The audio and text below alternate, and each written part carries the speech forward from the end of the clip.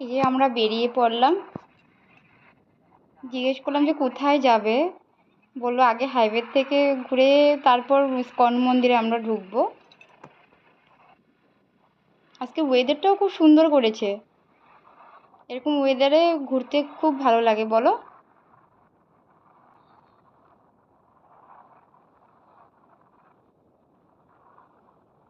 এই সাইটগুলোতে আসা আমাদের কমই হয়, মাঝে মধ্যে আসি না বলে তা না।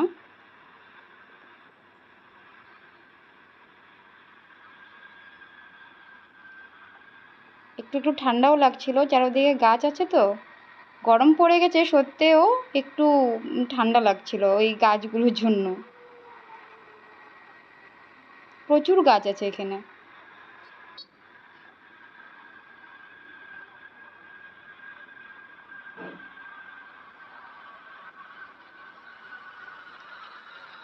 রাস্তাটা দেখো খুব ক্লিন।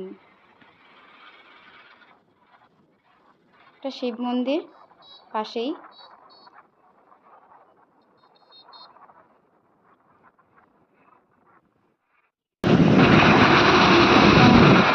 ইস্কন মন্দিরে গেলাম, সন্ধ্যা হয়ে গেছে যেতে যেতে, একটু দূরেই পড়েছিল ওইখানটার থেকে।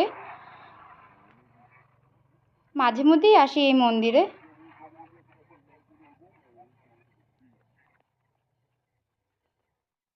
মাঝে মধ্যে একটু মন্দিরে আসলে মনটাই ভালো হয়ে যায় বলো। এখানে কীর্তন হচ্ছে। আমরা গিয়েছিলাম তখন তুলসী পরিক্রমা হচ্ছিল।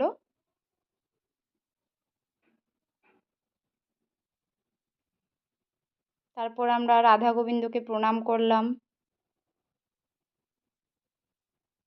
ভালোই লেগেছে ওখানে গিয়ে।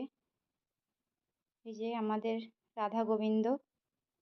তারপর প্রণাম করে আমরা রেস্টুরেন্টের জন্য বেরিয়ে পড়লাম। আমরা চলে এসেছি পদ্মাবতী রেস্টুরেন্ট।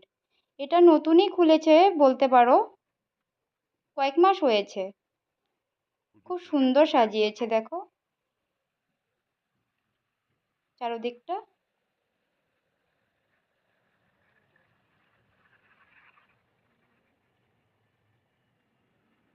জল পড়ছে, ভিতরটাও খুব সুন্দর।